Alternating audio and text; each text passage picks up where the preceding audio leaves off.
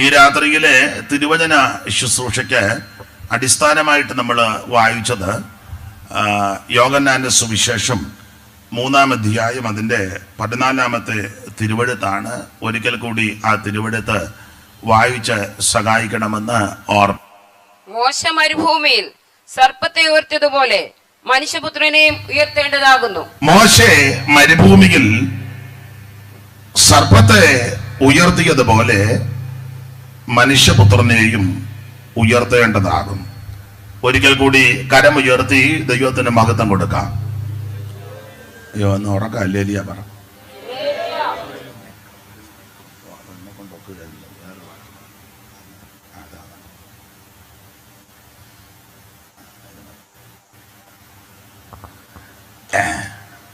ആരാ വാക്യം വായിച്ചോ? ഒന്നുകൂടെ വായിച്ചോ. മോശ മരുഭൂമിയിൽ സർപ്പത്തെ ഉയർത്തിയതുപോലെ. വെട്ടമുണ്ടോ? കാണാവോ? മനുഷ്യപുത്രനെയും ഉയർത്തേണ്ടതാകുന്നു. ഒരിക്കൽ കൂടി കരമുയർത്തി ദൈവത്തെ മഹത്വപ്പെടുത്താം. ഹല്ലേലൂയ. ഒരിക്കൽ കൂടി ഹല്ലേലൂയ പാടിയാട്ടെ. ഒരിക്കൽ കൂടി ഹല്ലേലൂയ പാടാം. പൊൻപിള്ളക്കേടുള്ളിൽ പൊൻകച്ചയും പൂണ്ട പൊൻപുള്ളക്കേടുള്ളിൽ പൊൻകച്ചയും പൂണ്ട പൊൻപിള്ളക്കേടുള്ളിൽ പൊൻകച്ചയും പൂണ്ട പൊൻപിള്ളക്കേടുള്ളിൽ പൊൻകച്ചയും പൂണ്ട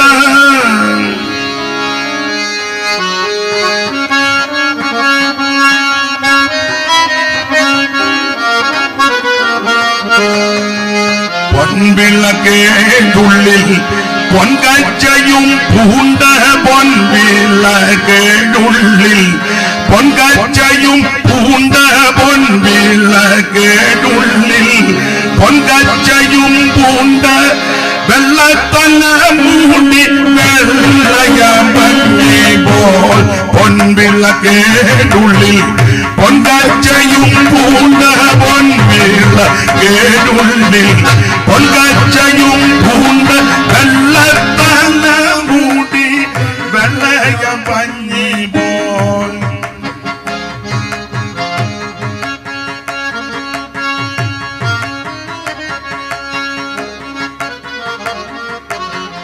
പൊൻപിള്ളക്കേടുള്ളിൽ പൊൻകച്ചയും പൂണ്ട വെള്ളത്തല മൂടി വെള്ളയമ്പി പോൽ വെള്ളോ തുലാതന്നിൽ കാച്ചി പഴുപ്പിച്ച് വെള്ളക്കുതിര പുറത്തേറി വരുന്ന പുരുഷനെ കണ്ടേ ഉത്തമ പുരുഷനെ കണ്ടേ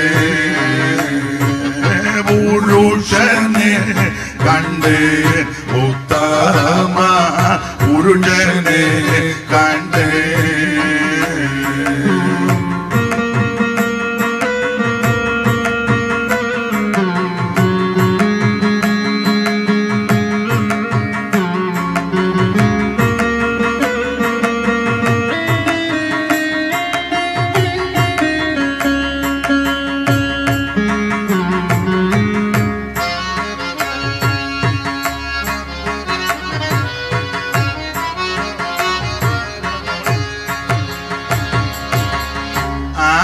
ആദിമനൂജനം ആദാമിൽ കൂടല്ലോ ആദിമനൂജനം ആദാമിൽ കൂടല്ലോ ആദിമനൂജനം ആദാമിൽ കൂടല്ലോ.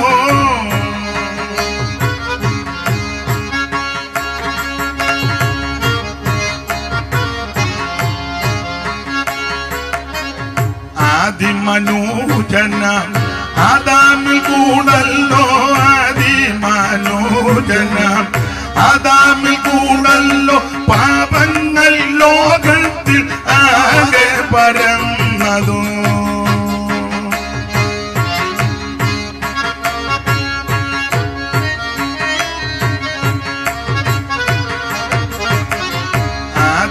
ആദിമനൂജനം ആദാമിൽ കൂടല്ലോ ആദിമനൂജനം ആദാമിൽ കൂടല്ലോ പാപങ്ങൾ ലോകത്തിൽ ആകെ പരന്നതോ.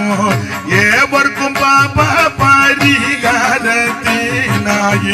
സ്വർഗമഹിമകൾ വീട്ടികത്തിൽ വന്ന പുരുഷനെ കണ്ട് ഉത്തമ പുരുഷനെ കണ്ട് പുരുഷനെ കണ്ട് ഉത്തമ പുരുഷനെ കണ്ട് പുരുഷനെ കണ്ട് ഉത്തമ പുരുഷനെ കണ്ട്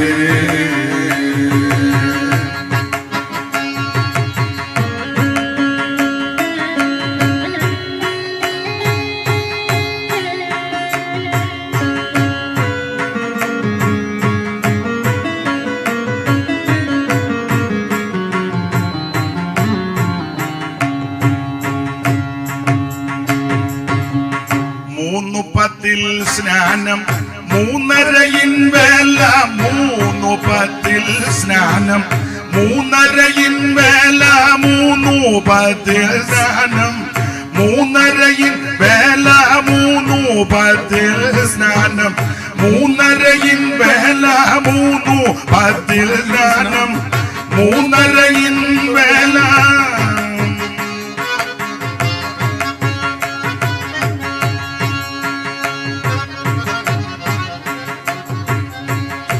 3:10 സ്നാനം 3:30 വേല 3:10 സ്നാനം 3:30 വേല ഇങ്ങനെ പൂതല് സഞ്ചരിച്ചു നാഥൻ 3:10 സ്നാനം 3:30 വേല ഇങ്ങനെ പൂതല് സഞ്ചരിച്ചു നാഥൻ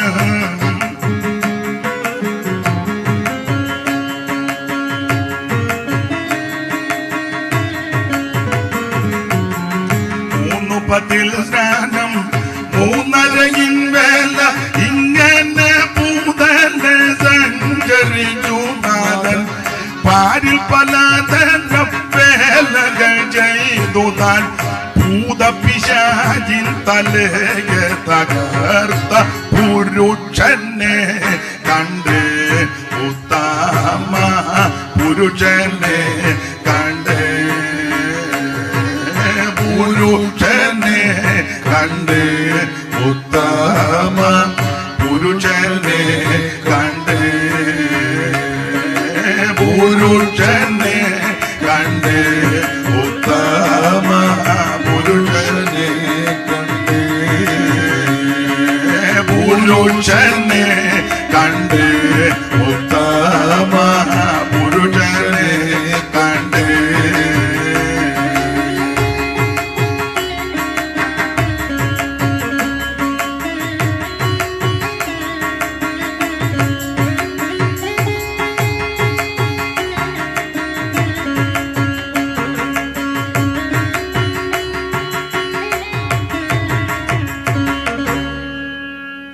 ഒരിക്കൽ കൂടി കരമുയർത്തി ദൈവത്തെ മഹത്വപ്പെടുത്താം.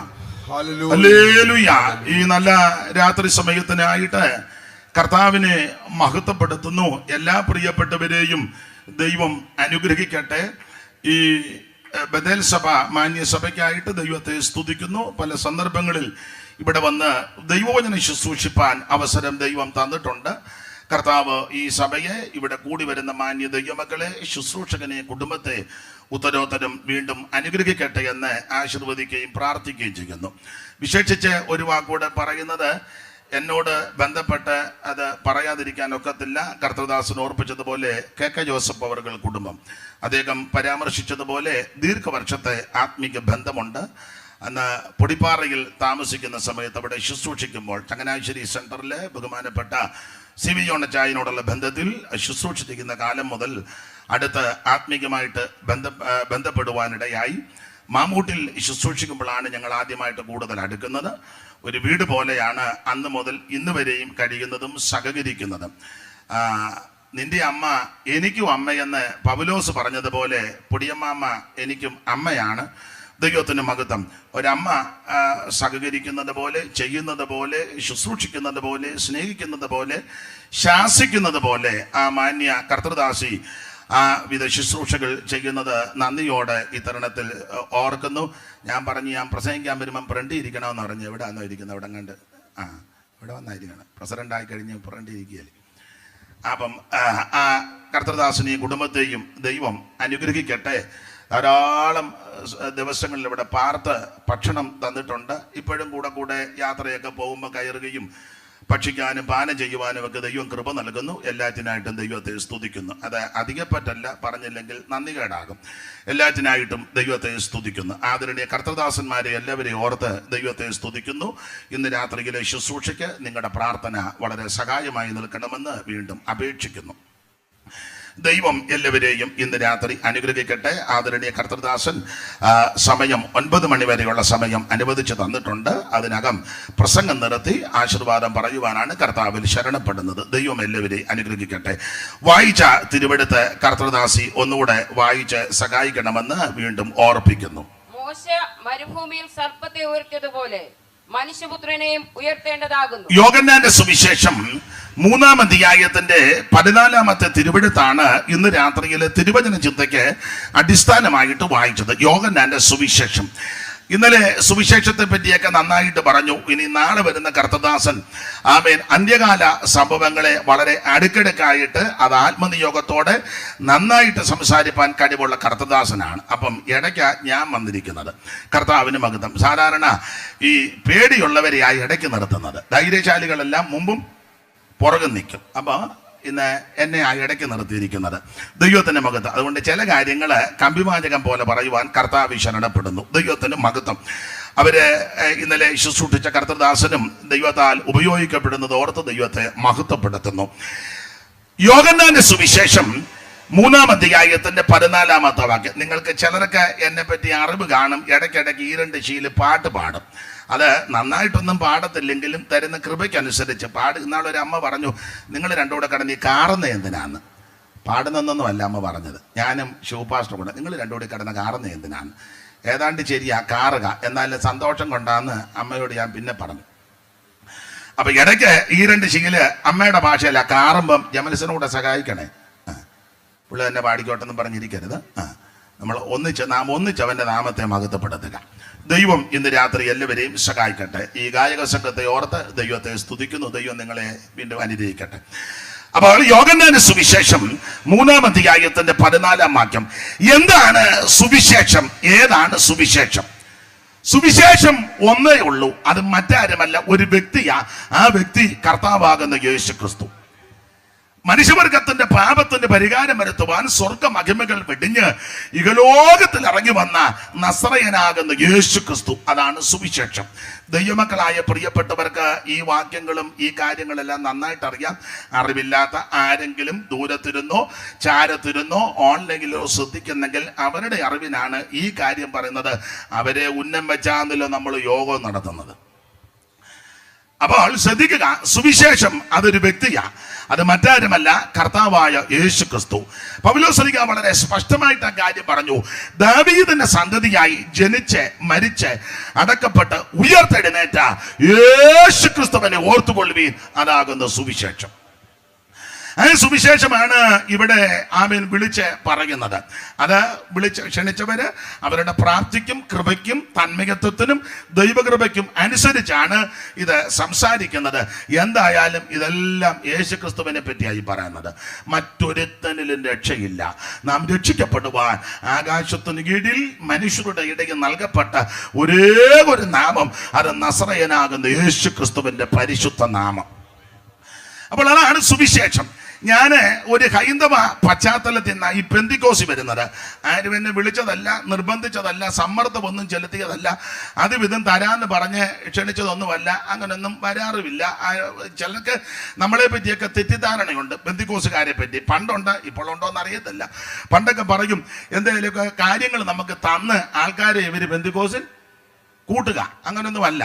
സ്തോത്രം. ഇത് ആരും മോഹന വാഗ്ദാനം ഒന്നും തന്ന് ഇതിനകത്ത് വിളിച്ചു വരുത്തിയതല്ല. പിതാവ് ആകർഷിക്കാതെ ആരും ഇതിനകത്ത് വരികയല്ല.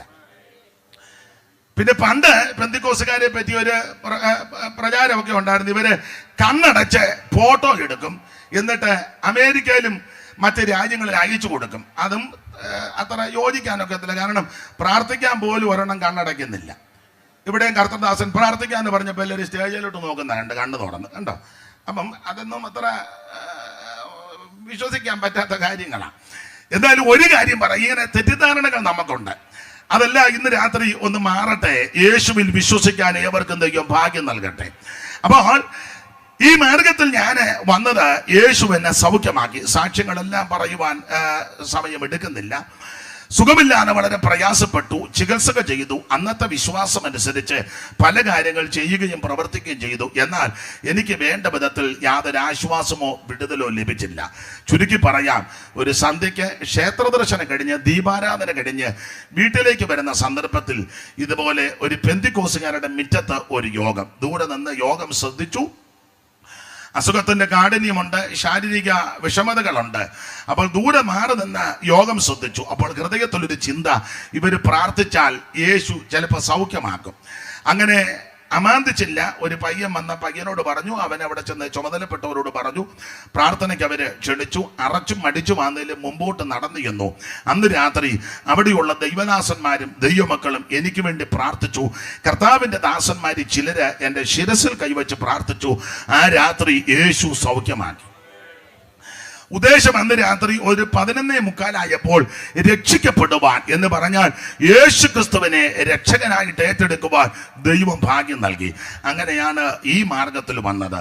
അന്ന് മുതൽ ഇന്ന് വരെ ദൈവം നിർത്തി അനേക ദൈവമക്കളുടെ പ്രാർത്ഥനയാലും ദൈവത്തിന്റെ വലിയ കൃപയാൽ ഇന്ന് രാത്രിയും തിരുവചനവുമായി നിങ്ങളുടെ മുൻപ് നിൽപ്പാൻ ദൈവം നൽകിയ വലിയ കൃപയ്ക്കായി ദൈവത്തിന് സ്തോത്രം.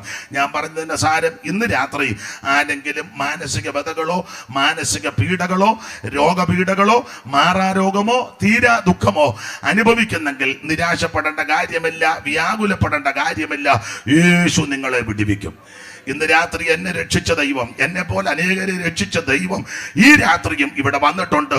യേശു നിന്നെ രക്ഷിക്കും, യേശു നിന്നെ വിടുവിക്കും. യേശു ക്രിസ്തുവിൽ കൂടി മാത്രമാണ് രക്ഷ. അത് അനുഭവിക്കുന്ന ദൈവമക്കൾ കരമുയർത്തി ദൈവത്തിന് മഹത്വം കൊടുക്കുക. മരണത്തിൻ തരുണങ്ങൾ പലതു വന്നതും മരണദൂതനരിയുവ എന്നരികിൽ നിന്നതും. മരണത്തിൻ തരുണങ്ങൾ പലതു വന്നതും മരണദൂതനരിയുവ എന്നരികിൽ നിന്നതും. ഇരുളിലായി ഞാൻ ദുരിതമോടെ, ഇരുളിലായി ഞാൻ ദുരിതമോടെ കരയുന്നതും കണ്ടു വീണ്ട അരുമനാഥനെ. അൻപിതോ യേശുനായക തന്നിതോ ഏഴയ്ക്കായി നിൻ ജീവനെ. അൻപിതോ യേശുനായക തന്നിതോ ഏഴയ്ക്കായി നിൻ ജീവനെ. പാപിയാമൻ പാപമല്ല, പാപിയാമൻ പാപമല്ല, പോക്കി അൻപിൽ വീണ്ടുകൊള്ളിറങ്ങിയോ. അൻപിതോ യേശുനായക നിതോ ഏഴയ്ക്കായി നിൻ ജീവനെ. ആമേ. അൻപിതോ യേശുനായക നിതോ ഏഴയ്ക്കായി നിൻ ജീവനെ.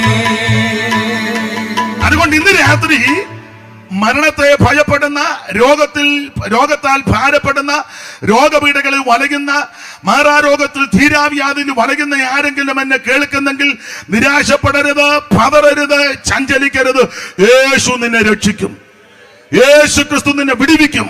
മറ്റൊരുത്തനിലും രക്ഷയില്ല. രക്ഷിക്കപ്പെടാൻ ഒരേ ഒരു മാർഗം, ഒരേ ഒരു വഴി, നസറയനാകുന്ന യേശു ക്രിസ്തു. ശ്രദ്ധിക്കുക, യേശു ക്രിസ്തു ഒരു വിഭാഗത്തിന്റെ ദൈവമല്ല, അവിടുന്ന് മുഴു ലോകത്തിന്റെ ദൈവമാണ്. പുസ്തകത്തിൽ അങ്ങനെ ഒരു വാക്യം ദൈവദാസന്മാർക്ക് അറിയാം, സകല മനുഷ്യർക്കും രക്ഷാകരമായ ദൈവകൃപ. ഇത് ഒരു വിഭാഗക്കാർക്കുള്ളതല്ല, സകല മനുഷ്യർക്കും. ഈ മനുഷ്യൻ ആ ജാതിയല്ല ഒപ്പിച്ചു വെച്ചത്.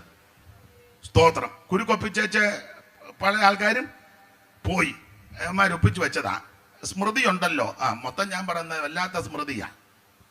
നാശമെല്ലാം ഒപ്പിച്ചേച്ച് പോയിരിക്കുക. സ്തോത്രം. ആഢ്യത്വമുള്ളവര്, ആഢ്യത്വം കുറഞ്ഞവര്, പിന്നെ അതിന്റെ കീഴിലുള്ളവര്, പിന്നെ താഴോട്ടങ്ങ് മൊത്തം ചണ്ടാളന്മാരാ. അടുക്കാൻ പോലും ഒക്കുകയല്ല, ഒപ്പിച്ചേച്ച് പോയതാ. അത് രാമായണത്തിൽ ഒരു പ്രയോഗമുണ്ട്, ബ്രാഹ്മണോഗം നരേന്ദ്രോഗമാദ്യോഗമെന്നിങ്ങനെ കലർന്നിടും ജാതലേ.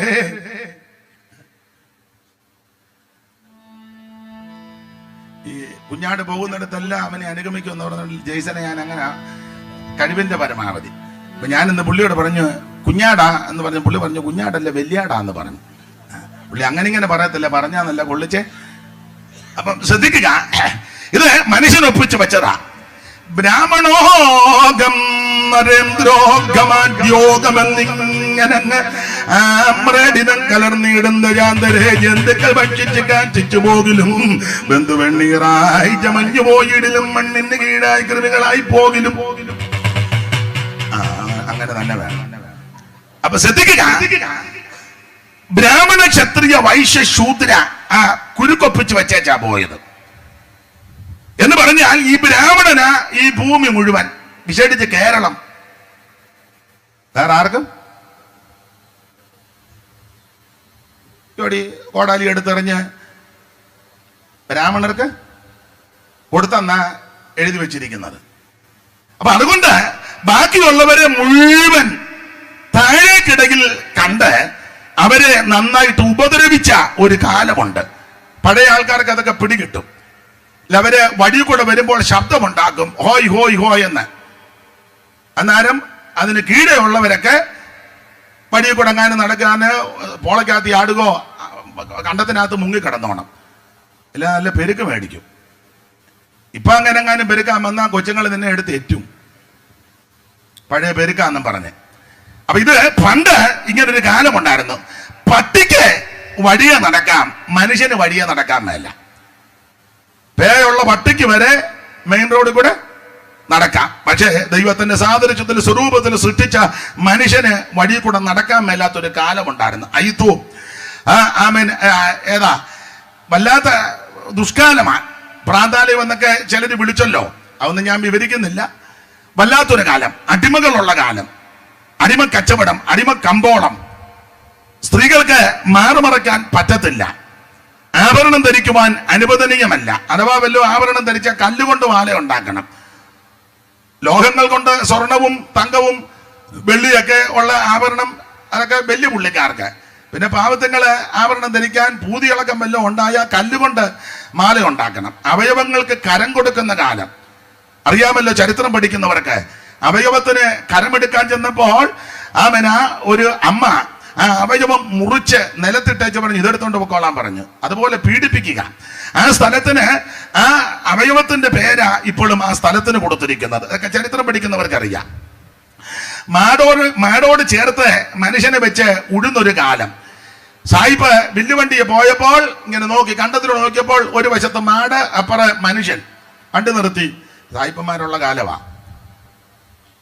സായിപ്പ് പറഞ്ഞ ആ കാളടിപ്പറ നിൽക്കുന്ന മനുഷ്യനെ ഇഞ്ഞു വിളിച്ചു. കാള എവിടെ കണ്ടത്തി നിന്നോട്ടെ, മനുഷ്യനെ ഇഞ്ഞു കൊണ്ടുവരാൻ പറഞ്ഞു. സായിപ്പ് അങ്ങനെ കൊണ്ടുവന്ന് ബംഗ്ലാവിൽ കൊണ്ടുപോയി തേച്ച് കുളിപ്പിച്ച്, സോപ്പൊക്കെ എടുത്ത് കുളിപ്പിച്ച്, ഭക്ഷണമൊക്കെ കൊടുത്ത്, സ്തോത്രം, അക്ഷരം പഠിപ്പിച്ചു. അപ്പം വിവരമുണ്ടായി.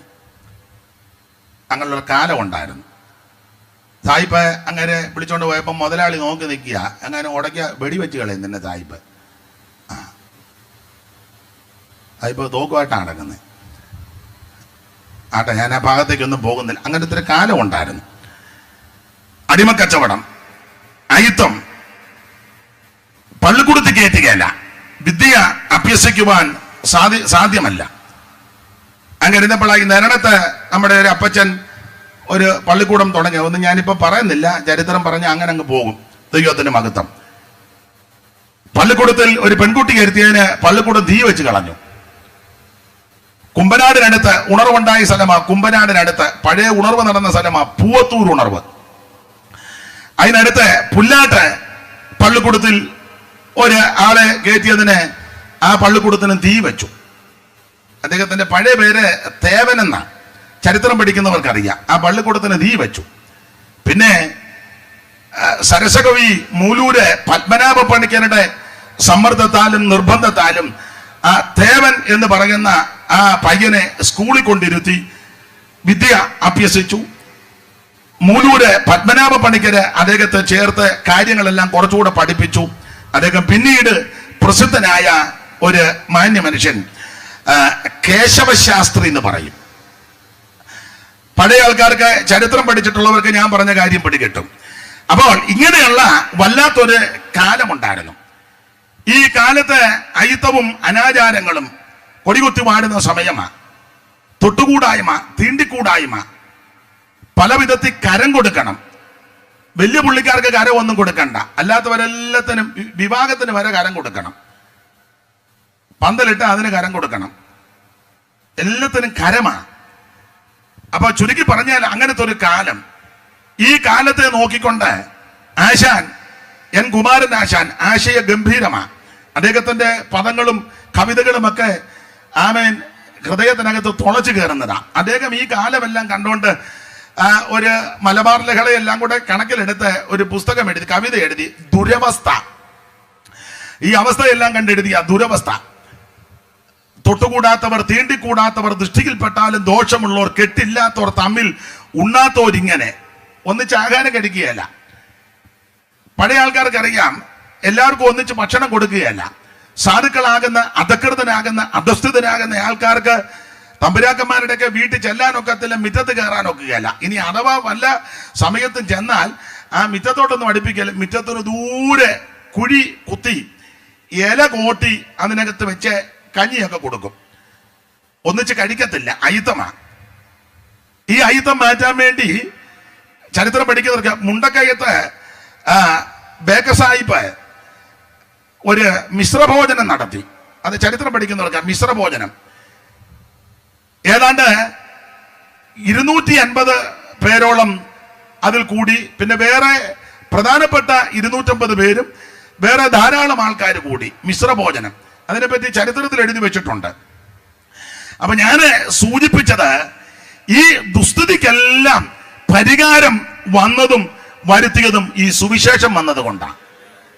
സ്തോത്രം.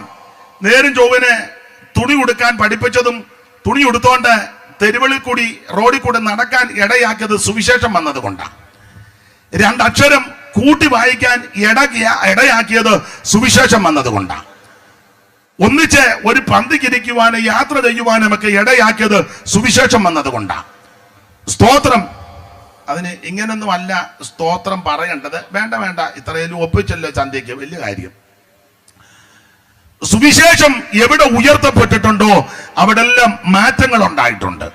ദൈവത്തിന് മഹത്വം. മാടോട് ചേർത്ത് മനുഷ്യനെ ഇണക്കി പൂട്ടുന്നു. ആമൻ സ്കൂളിൽ കയറ്റുന്നില്ല. ആമൻ അയിത്തം കൊടികൊത്തി പാടുന്നു. ഇതിനെല്ലാം പരിഹാരം വന്നത് ആമൻ സുവിശേഷം വന്നത് കൊണ്ടാണ്.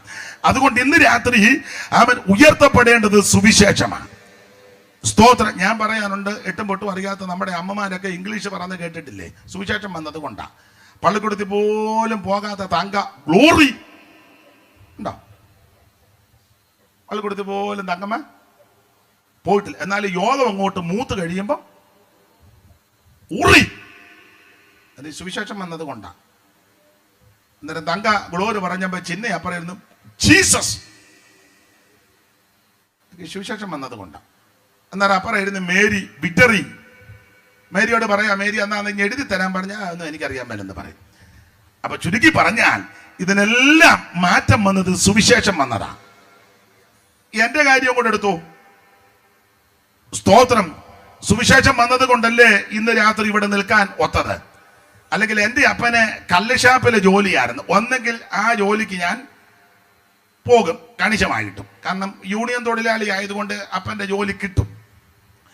ഒന്നെങ്കിൽ അത്, അല്ലെങ്കിൽ കുട്ടനാട്ടുകാർക്ക് ഞാൻ പറയുന്നത് പെട്ടെന്ന് പിടികിട്ടും. എല്ലാ കട്ട കുത്താനോ മീൻ പിടിക്കാനോ വിദ്യാഭ്യാസം ഇല്ലെന്ന് സംസാരം കേൾക്കുമ്പോൾ അറിയാൻ മേലേ.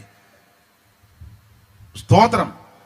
ഇതിനൊക്കെ കൊള്ളുകൊള്ളായിരുന്നു. പക്ഷേ ഈ സുവിശേഷം വന്നത് കൊണ്ടാ മാന്യരായ ബഹുമാന്യരായ, എൻ്റെ ഭാഷയിൽ പറയാം, നിങ്ങൾ യോജിക്കുമോ ഇല്ലയോ എന്ന് എനിക്കറിയത്തില്ല, അന്തസ്സുള്ള ആഭിജാത്യമുള്ള വിദ്യാനിപുണരായ നിങ്ങളുടെ നടുവിൽ നിന്ന് കൊത്തയാന്നേലും ഇത് ഉയർത്തി 10 കാര്യം പറയുവാൻ ഇടയാക്കിയത് ഈ സുവിശേഷം വന്നത് കൊണ്ടാണ്. അതുകൊണ്ട് സുവിശേഷത്തെ സ്നേഹിച്ചാൽ, സുവിശേഷത്തെ ഏറ്റെടുത്താൽ നിനക്കും നിന്റെ സന്തതിക്കും അനുഗ്രഹമാണ്.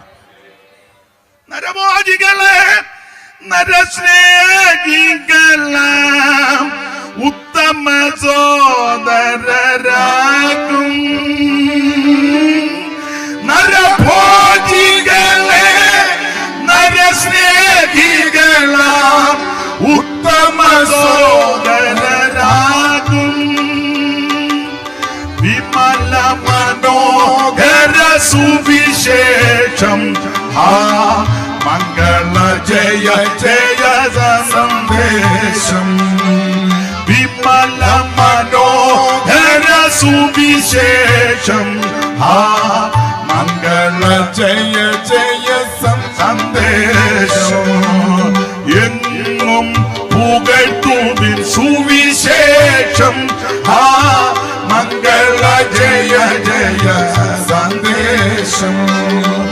എങ്ങും പുകഴ്ത്തുവിൻ സുവിശേഷം മംഗള ജയ ജയ സന്ദേശം. എന്നെ കേൾക്കുന്ന പ്രിയരെ, എവിടെയും ഉയർത്താൻ പറ്റുന്നത് ഒന്നേ ഉള്ളൂ, സുവിശേഷം.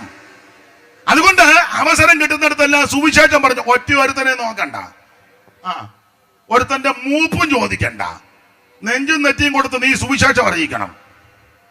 അദ്വൈതം ഒന്നും അധികം പറയണ്ട, തിയോളജി എല്ലാം കൂടെ ഇറക്കണ്ട. ഇപ്പൊ കേട്ടിരിക്കാനൊന്നും ആൾക്കാർക്ക് നേരെ വിലുത്തനം പറഞ്ഞാൽ മതി.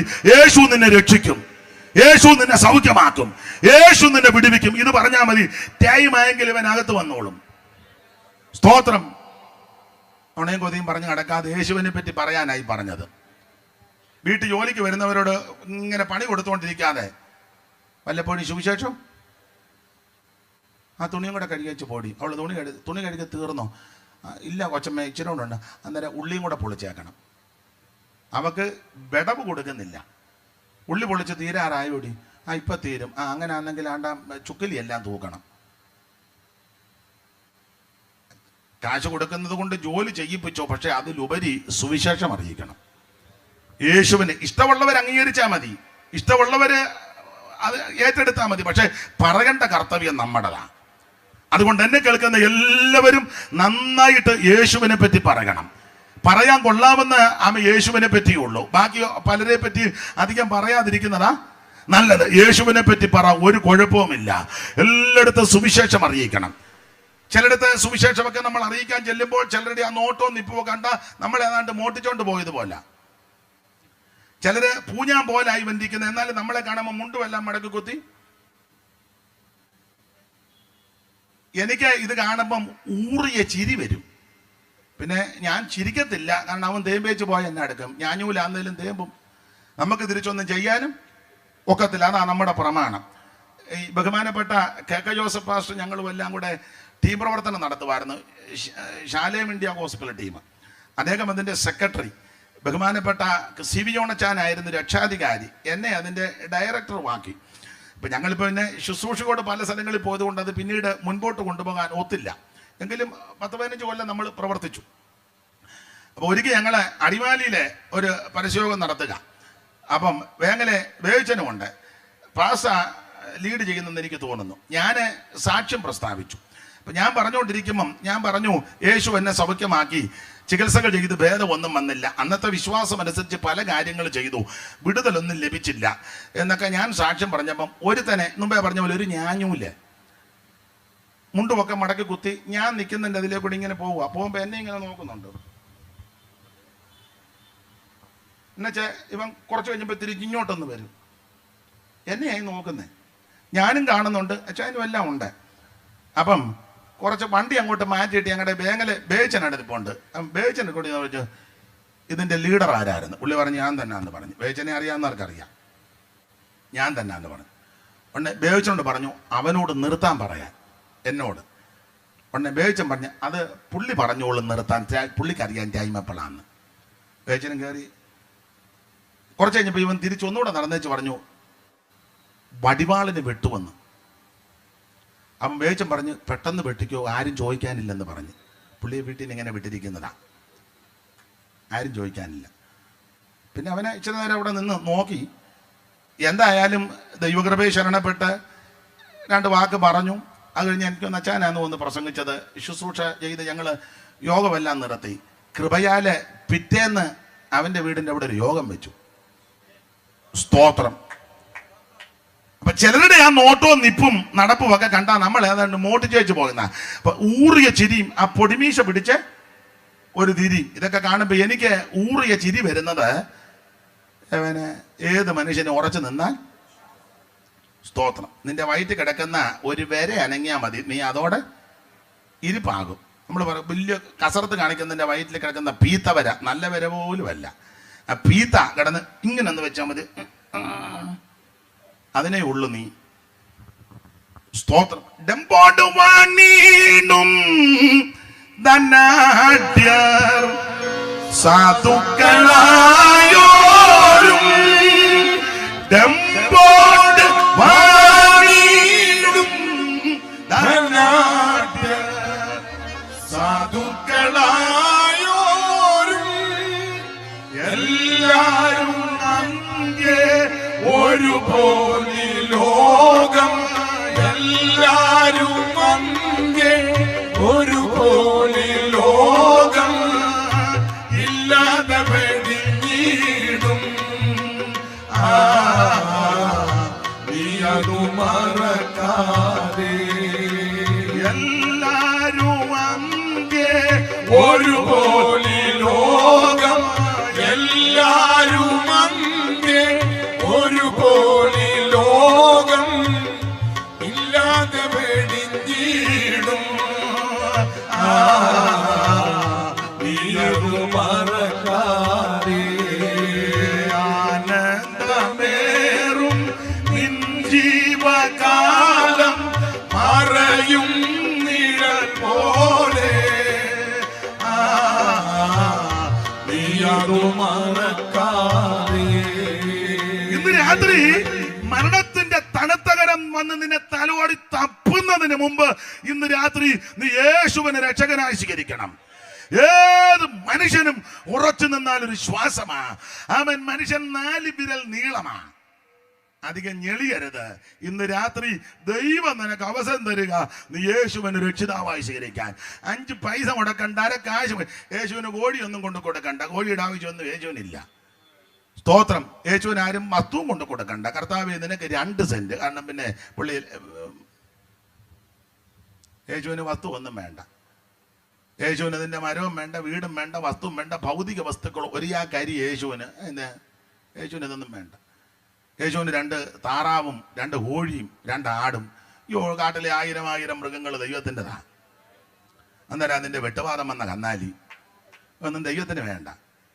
സ്തോത്രം. കാട്ടുകോഴി ലക്ഷക്കണക്കിനാ കാട്ടുകോഴി. ഹൈറേഞ്ചിലോട്ട് ചെല്ലും, മുഴുവൻ രാത്രിയിലൊക്കെ വണ്ടി പോകുമ്പോൾ കാട്ടുകോഴി ഓടുക. അന്നേരം നിന്റെ വസന്ത വന്ന 3 കോഴി. ഇതൊന്നും യേശുവിന് വേണ്ട. യേശുവിന് ഇതൊന്നുമല്ല ആവശ്യം, യേശുവിന് നിന്നെ ആവശ്യം.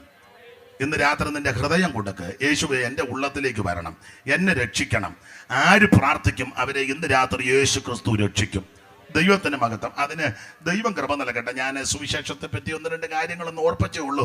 സുവിശേഷം വന്നത് കൊണ്ട് ഈ മട്ടും രീതികളെല്ലാം മാറിയത്. അതോർത്ത് ദൈവത്തിന് മഹത്വം. ഇന്ന് രാത്രി നമ്മൾ വായിച്ചത് യോഹന്നാന്റെ സുവിശേഷം 3-ാം അധ്യായത്തിന്റെ 14-ാമത്തെ തിരുവെടുത്താണല്ലോ. ശ്രദ്ധിക്കുക, വേദപുസ്തകം പഠിക്കുന്ന നിങ്ങൾക്ക് ചില കാര്യങ്ങൾ അറിയാം. മറ്റ് 3 സുവിശേഷകന്മാരിൽ നിന്നും വ്യത്യസ്തമായിട്ടുള്ള എഴുത്താണ് യോഹന്നാന്റെ സുവിശേഷം. എന്ന് പറഞ്ഞാൽ മറ്റ് 3 പേരും പറയാത്ത അനേക കാര്യങ്ങൾ യോഹന്നാന്റെ സുവിശേഷത്തിൽ കൂടിയാണ് നമ്മൾ പഠിക്കുന്നത്.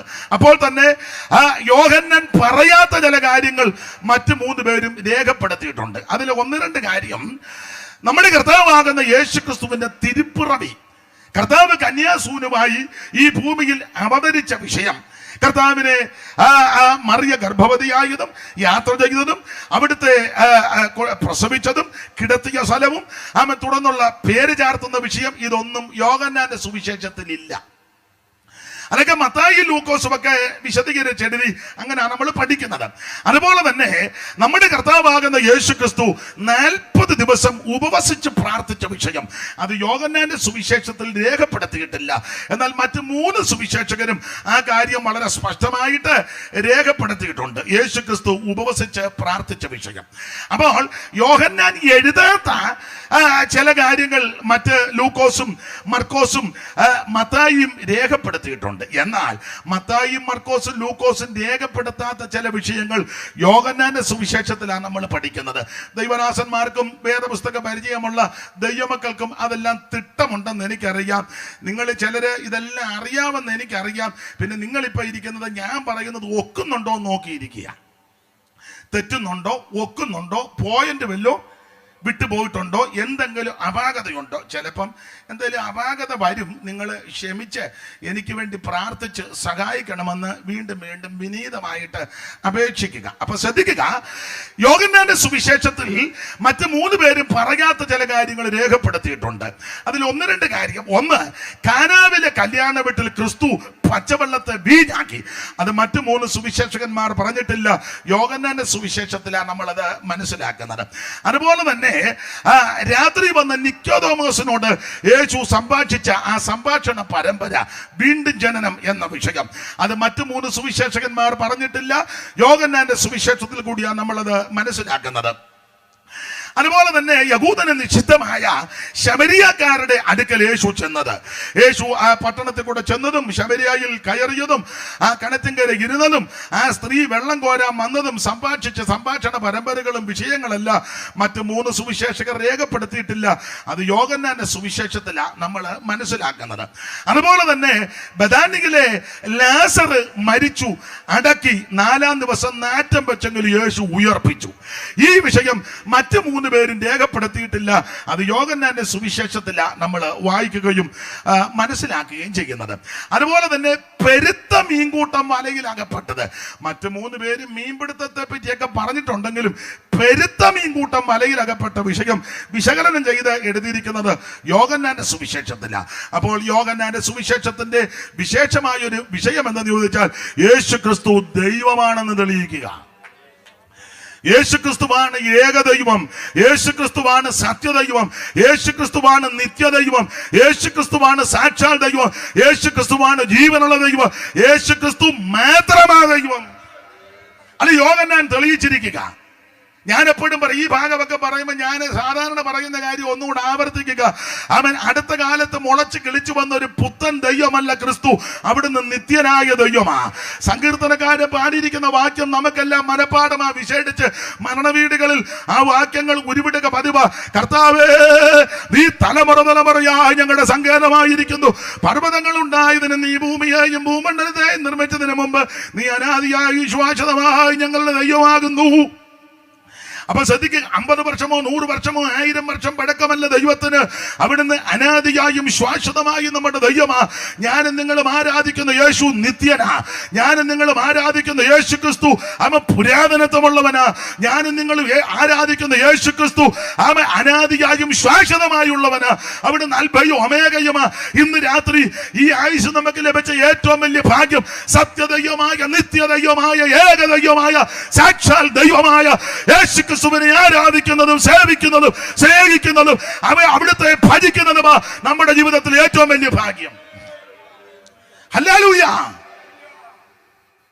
സുവിശേഷം ഇവിടെ വന്നിട്ട് അധികം നാളായില്ലെന്നേ ഉള്ളൂ. പക്ഷേ ആ സുവിശേഷത്തിന് പഴക്കമുണ്ട്. ഈ ഭൂമിയും ഭൂമണ്ഡലങ്ങളെയും നിർമ്മിച്ചതിന് മുമ്പ് സുവിശേഷം ക്രിസ്തുവാ. ആ ക്രിസ്തുവിന്റെ കാര്യമാണ് പറയുന്നത്. ഈ ഭൂമിയും ഭൂമണ്ഡലങ്ങളെയും നിർമ്മിക്കുന്നതിന് അനാദിയായി ശാശ്വതമായി ഞങ്ങളുടെ ദൈവം. പർവ്വതങ്ങൾ ഉണ്ടായതിന് മുമ്പ് ഈ കാണുന്ന കുന്നും മലയും പരിമലയൊക്കെ ഉണ്ടാകുന്നതിന് മുന്നേ യേശു ഉണ്ടായിരുന്നു. അല്ല, പരിമല ഉണ്ടായിക്കഴിഞ്ഞ യേശു. ചിലർ ഓർക്കുന്ന പരിമല ഉണ്ടായിക്കഴിഞ്ഞ യേശു പരിമലയും കൊരട്ടിമലയും ആനമലയും തോന്നിയാമല, പിന്നെ അല്ല പെരിയാറിന്ന് പാലത്ത് നിന്ന് നോക്കുമ്പോൾ ഒരു മലയുണ്ടല്ലോ, വെള്ളിയാഴ്ച എല്ലാവരും അങ്ങോട്ട് പോകുന്നത്, മലയാറ്റൂർ മല. ഞങ്ങളവിടെ ഉണ്ട് പാമല. സകല മലയും അത്ര ഇപ്പൊ പറയുന്നുള്ളു. മല ഉണ്ടായിക്കഴിഞ്ഞുണ്ടായവനല്ല യേശു. മലയും പർവ്വതങ്ങളും കുന്നുകളും ഒക്കെ ഉണ്ടാകുന്നതിന് മുമ്പ് അനാദിയായും ശാശ്വതമായും നമ്മുടെ ദൈവമാണ്. ഇത് പറയുമ്പോൾ ഞാൻ 1-2 ശ്ലോകഭാഗം ചൊല്ലാറുണ്ട്. അത് എന്റേതല്ല, കുന്നുംപുറത്ത് നിന്ന് സാർ എഴുതിയതാ. ഇടയാറമുള കുന്നുംപുറത്ത് വീട്ടിലെ സാർ എഴുതിയതാ. അപ്പം ദൈവത്തിന്റെ പുരാതനത്വത്തെ പറ്റി അദ്ദേഹം കൊടുത്തിരിക്കുന്ന 1-2 പ്രയോഗം എനിക്കത് ഇഷ്ടം. അതുകൊണ്ടാണ് കൂടെ ഇത് ചൊല്ലുന്നത്. ദൈവത്തെ പറ്റിയല്ലേ. അപ്പൊ സാറ് കൊടുത്തിരിക്കുന്നത് യാതൊരു കാലത്തെയാണതിയായി നിർദ്ദേശിപ്പതിന് ആയതിനറുതിയില്ലാതുള്ള യുഗം മുൻപും വീതരൂപനായി വിമലാഭനായി നിന്ന മകാൻ നീതി നീരതിയ ഞാൻ ആദരാൽ വന്ദിക്കുന്നേൻ. സകല ലോകങ്ങൾക്കും ആദികാരണം ഇവൻ. ഈ കാണുന്ന സകല ലോകങ്ങൾക്കും ആദികാരണം ദൈവമാ.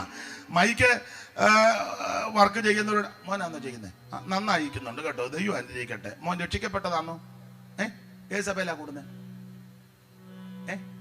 എവിടെയാലും ആയിക്കോട്ടെ, രക്ഷിക്കപ്പെട്ടതാന്നേ, വെള്ളത്തിൽ മുങ്ങ് സ്നാനപ്പെട്ടതാന്നേ, അഭിഷേകം പ്രാപിച്ചാന്നേ, ദൈവം അനുഗ്രഹിക്കട്ടെ. നന്നായിട്ട് ചെയ്തു, നന്നായിരിക്കുന്നു. ഇതെല്ലാം ഒപ്പിച്ചെന്നു പുള്ളി നരകത്തിൽ പോകരുത്, അതിനായി പറഞ്ഞു കൊടുക്കുന്നത്. അപ്പൊ ശ്രദ്ധിക്കുക, വീഡിയോ എടുക്കുന്ന രക്ഷിക്കപ്പെട്ടതാന്നേ. എന്ത് മോനെ എന്ത് കാണട്ടെ, അവൻ പാത്തിരിക്കുന്നു. കാരണം ഇതൊക്കെ ഇപ്പൊ ചോദിക്കണം.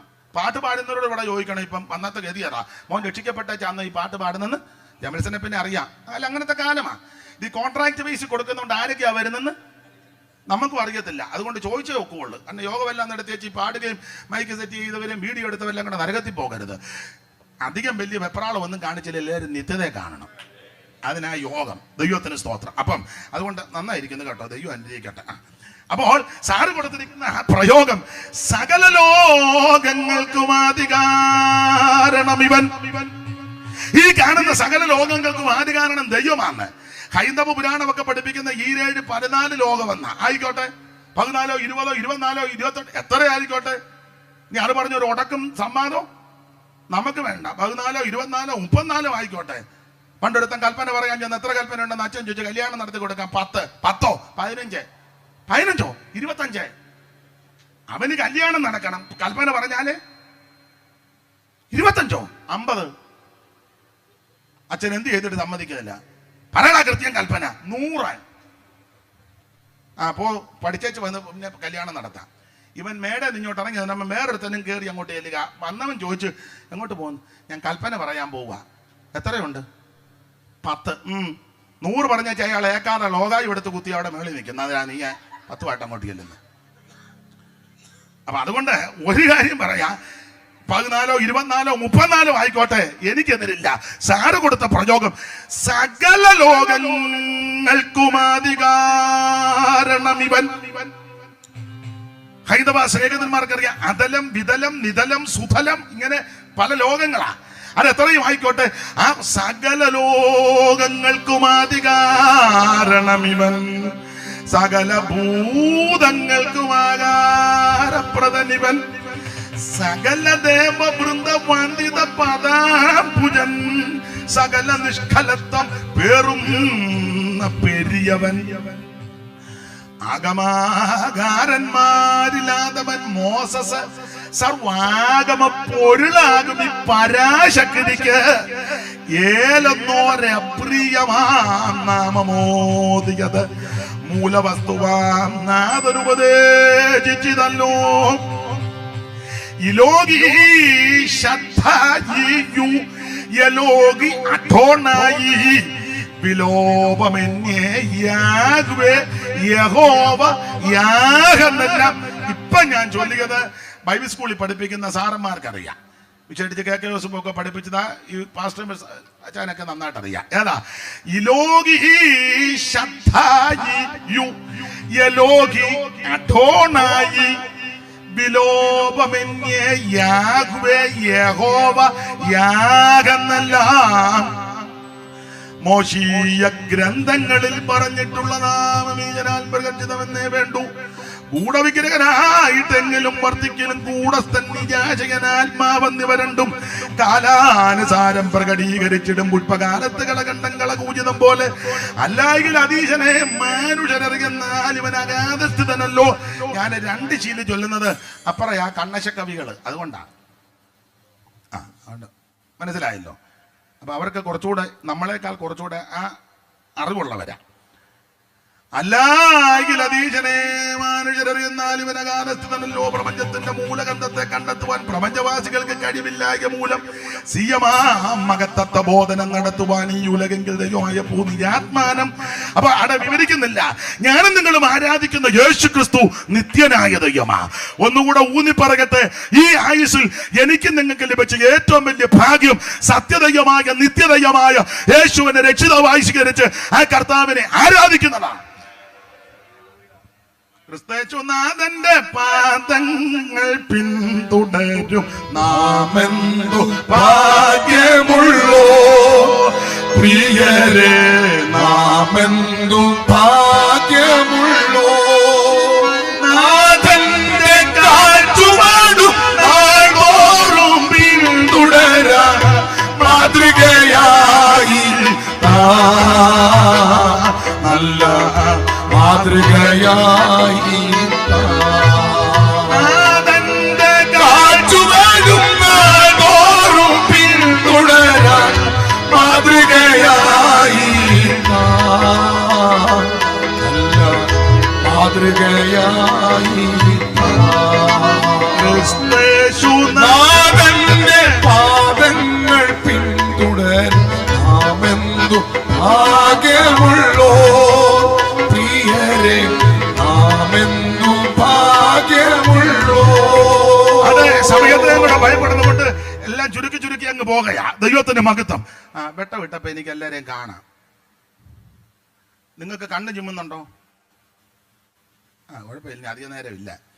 അപ്പൊ ശ്രദ്ധിക്കുക, യേശുക്രിസ്തുവിനെ ആരാധിക്കുന്നതും സേവിക്കുന്നതും സ്നേഹിക്കുന്നതും അനുഗമിക്കുന്നതും അനുധാവനം ചെയ്യുന്നതുമാ നമ്മുടെ ജീവിതത്തിലെ ഏറ്റവും വലിയ ഭാഗ്യം. എന്റെ സഹപടന്മാരായ കർത്തദാസന്മാരോട് സ്നേഹത്തോടൊന്നുകൂടെ ഓർപ്പിക്കുക, ഈ മകനീയ ശുശ്രൂഷ ചെയ്യുന്നതായ ഏറ്റവും വലിയ ഭാഗ്യം. ഞാൻ ഓരോ പ്രാവശ്യം ശുശ്രൂഷയ്ക്ക് എഴുന്നേറ്റ് നിൽക്കുമ്പോൾ എന്റെ ഭരിക്കുന്ന 1-2 ചിന്തകള് അതിലൊന്ന് പറയാം. ഒന്ന്, ഇത് വായിക്കും തോറും പഠിക്കും തോറും ധ്യാനിക്കും തോറും നമുക്ക് ഒരു കാര്യം മനസ്സിലായി, നമുക്കൊന്നും അറിയത്തില്ലെന്ന്. ക്ഷമാപണത്തോടെ ചോദിക്കുക, എനിക്ക് വേദപുസ്തകം ഒന്നും അറിയത്തില്ല. അദ്ദേഹം അതൊരു അതിശോക്തിയായിട്ടാ പറഞ്ഞത്, സ്നേഹിച്ചത് കൊണ്ട് പറഞ്ഞതിന് എൻ്റെ അച്ഛൻ്റെ സത്യം പറഞ്ഞാൽ എനിക്കറിയാൻ മേല. ദൈവത്തിന് മഹത്വം. പിന്നെ എടുക്കുന്ന വിഷയത്തോട് ബന്ധപ്പെട്ട് ചില വാക്യങ്ങൾ മനപ്പാഠമെന്നല്ലാതെ എനിക്ക് വേദപുസ്തകം ഒന്നും അറിയത്തില്ല. ദൈവത്തിന് മഹത്വം. ഇപ്പോഴും ഓരോരുത്തർ പ്രസംഗിക്കുന്ന കേൾക്കുമ്പോൾ ഞാൻ ഇന്ന് കണ്ണ് തള്ളുക. സ്തോത്രം. നമുക്കറിയത്തില്ല. എന്നാൽ ഇത് പഠിക്കും തോറും കേൾക്കും തോറും ഒരു കാര്യം മനസ്സിലാകും. ഒന്ന്, നമുക്കൊന്നും അറിയത്തില്ല. 2, കർത്താവിനോട് സ്നേഹം വർദ്ധിക്കും. യാതൊരു യോഗ്യതയും വിശേഷതയും യാതൊരു ക്വാളിറ്റി ഇല്ലാതിരുന്ന എന്നെയും നിങ്ങളെയും ഈ മകനീയ ശുശ്രൂഷയ്ക്ക് ദൈവമാക്കി സ്വർഗത്തിൽ നിന്നേക്ക് സ്ഥിരമായ വചനം പറയുവാൻ ഭാഗ്യം തന്നു. അതാ ഏറ്റവും വലിയ ശ്രേഷ്ഠത. പിന്നെ ഞാൻ പറയാറുണ്ട്, എന്നെ ഭരിക്കുന്നത് എന്റെ അനുഭവത്തോട് ബന്ധപ്പെട്ട നമ്മളെക്കാൾ ജ്ഞാനമുള്ള, ശ്രേഷ്ഠതയുള്ള, സൗന്ദര്യമുള്ള, വിവേകമുള്ള, അറിവുള്ള, കഴിവുള്ള, തൻ്റെയിടമുള്ള, ശക്തിയുള്ള, ജ്ഞാനസമ്പൂർണനും സൗന്ദര്യ സമ്പൂർണരുമാകുന്ന ദൂതന്മാർ ഈ ശുശ്രൂഷ ചെയ്യുവാൻ ആഗ്രഹിച്ചു. ദൈവം കൊടുത്തില്ല.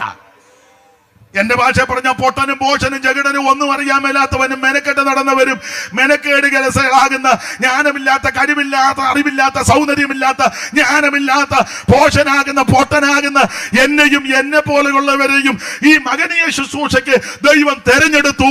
അതുകൊണ്ട് ഇന്ന് രാത്രി ദൈവമക്കളും ദൈവത്തെ സ്തുതിക്കണം. ആ പഴയ പാട്ടൊന്ന് പഠിക്കുക. ദൂതർക്കും കൂടെ അവകാശം ലഭ്യമാക്കാത്തുള്ള രക്ഷ ദൂതറിയിച്ചിടാൻ ഭാഗ്യം ലഭിച്ചെനിക്ക്. ദൂതർക്കും കൂടെ അവകാശം ലഭ്യമാക്കാത്തുള്ള രക്ഷ ദൂതറിയിച്ചിടാൻ ഭാഗ്യം ലഭിച്ചെനിക്ക്. ഓ ദൂതഗണം കാവലൻ മനുദിനമേനികവൻ. ദൂതഗണം കാവലൻ മനുദിനമേനികവൻ.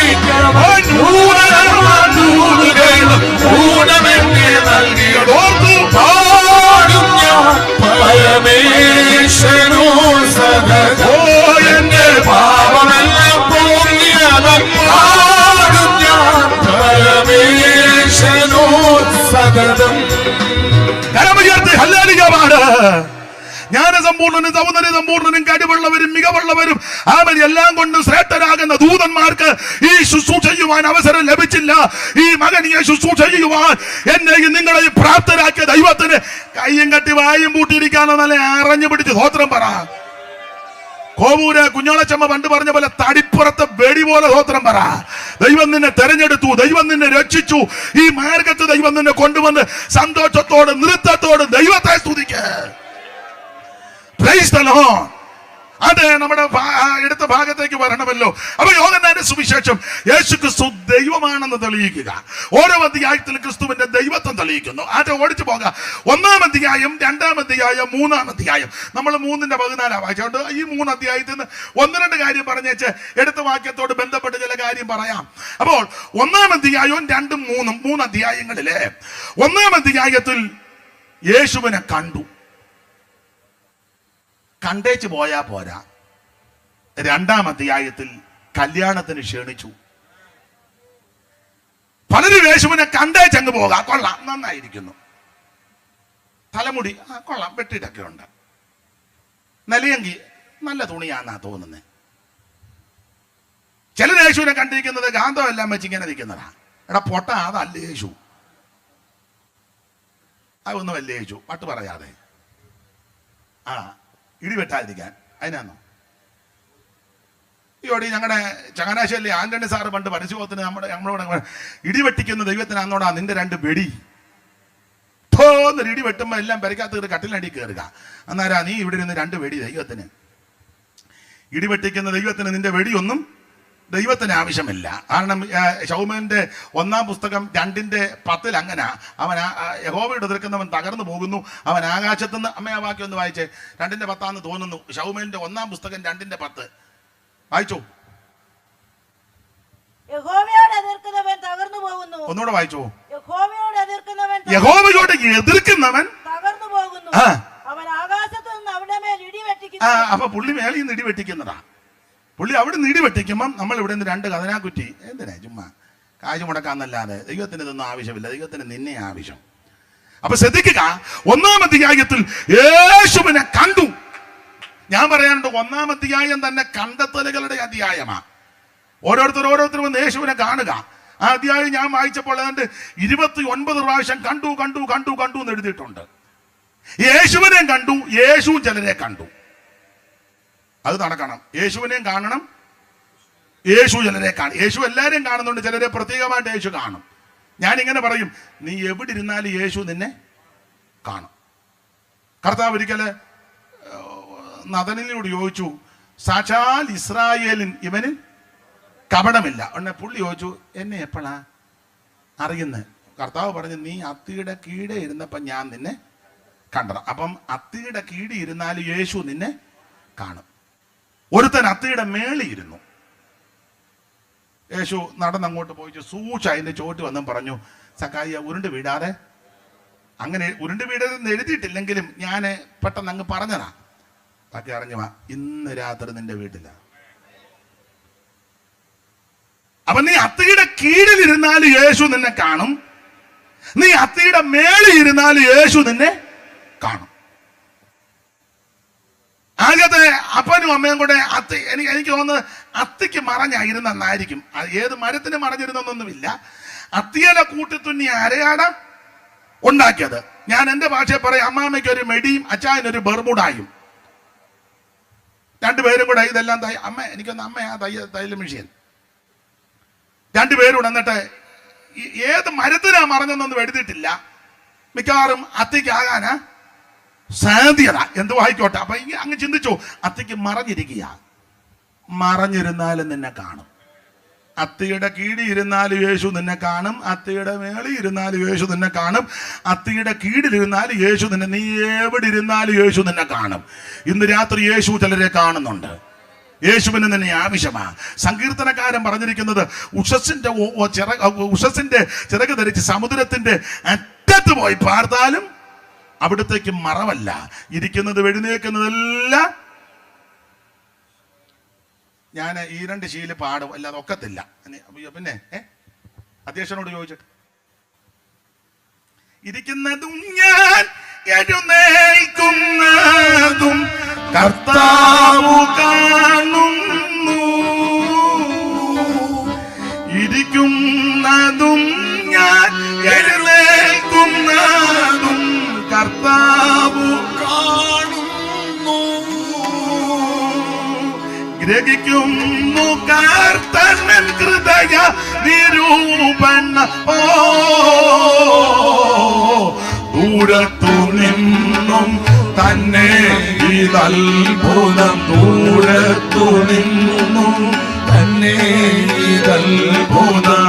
ഈ പരിജ്ഞാനം, ഈ പരിജ്ഞാനം ആശ്രയദായകമേ. അറിയുന്നു ശോധന ചെയ്തന്റെ നാഥൻ, അറിയുന്നു ശോധന ചെയ്തന്റെ നാഥൻ. ഈ പരിജ്ഞാനം. അപ്പൊ ശ്രദ്ധിക്കുക, നീ ഇരിക്കുന്നതും എഴുന്നേൽക്കുന്നതെല്ലാം കർത്താവ് പറയുന്നുണ്ട്. ഇന്ന് രാത്രി നിന്നെ കാണുന്ന ഒരു ദൈവമുണ്ട്. സാമാനങ്ങളുടെ ഇടയിൽ ഒളിച്ചിരുന്നാലും നിന്നെ കണ്ടുപിടിക്കും. ഇന്ന് രാത്രി നമ്മളെ കാണുന്ന ഒരു ദൈവം. അതാണ് ഒന്നാമത്തെ കാര്യം. യോഹന്നാൻ 1. യേശു ചിലരെ കാണുന്നു. ഇന്ന് രാത്രി യേശു ചിലരെ കാണുന്നുണ്ട്. മാതാപിതാക്കളും സഹോദരങ്ങളും വേണ്ടപ്പെട്ടവരും കുടുംബക്കാരും അയലത്തുകാരും ഈ ഭൂമിയിൽ പ്രിയപ്പെട്ടവർ പലരും നിന്നെ കാണുന്നില്ല. കൊച്ചു കുഞ്ഞുപദേശിയുടെ ഭാഷയെ പറഞ്ഞാൽ കണ്ടും കാണാതെയൊക്കെ പോകുന്നുണ്ട്. പക്ഷേ നിന്നെ കാണുന്ന ഒരുവനുണ്ട്, നിന്നെ നോക്കിയിരിക്കുന്ന ഒരുവനുണ്ട്, നിന്നെ പ്രതീക്ഷിക്കുന്ന ഒരുവനുണ്ട്. ആ കർത്താവ് നിന്നെ തള്ളിക്കളയത്തില്ല. ഇന്ന് രാത്രി അനുതാപ ഹൃദയത്തോട് ആത്മതപനത്തോട് അടുത്തുവാ, യേശുവിന്റെ അടുക്കവാ. യേശു ഇന്ന് രാത്രി നിന്നെ രക്ഷിക്കും.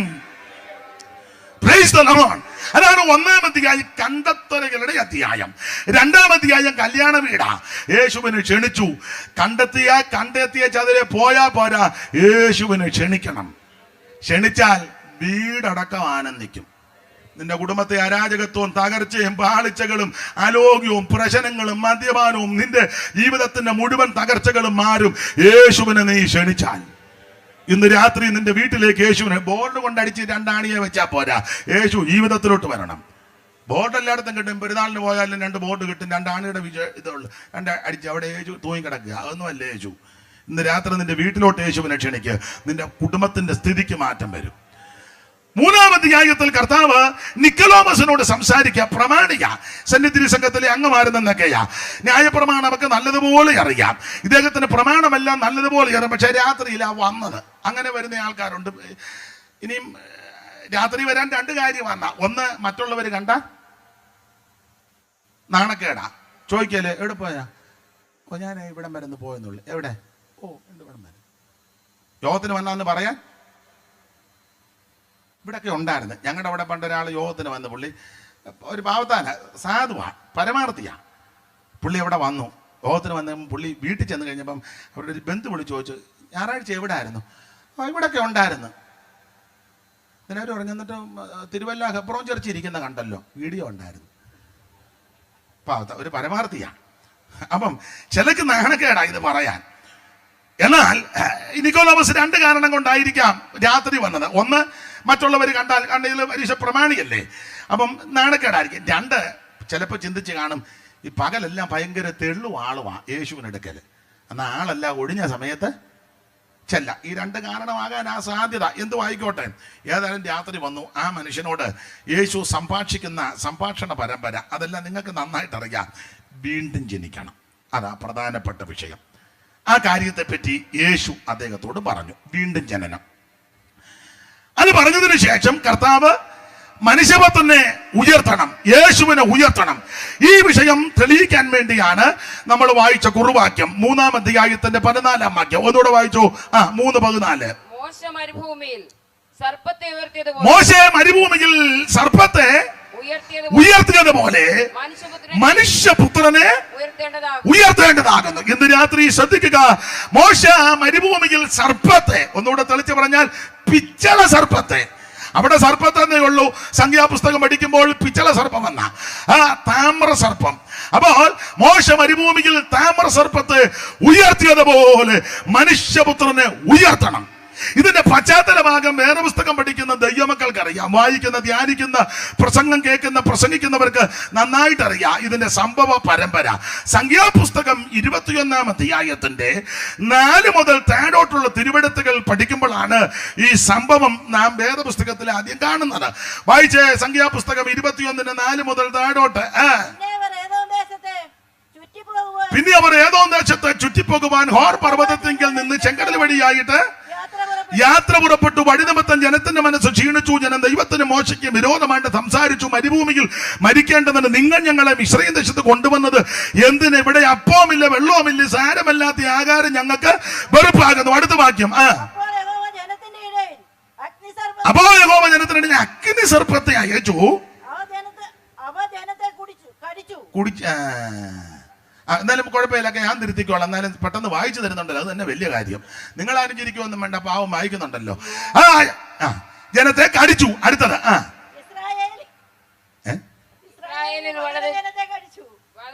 കുറച്ചു നേരമായിട്ട് കടിക്കുകയാണല്ലോ, ബാക്കി വായിക്കേ. വളരെ ജനം മരിച്ചു.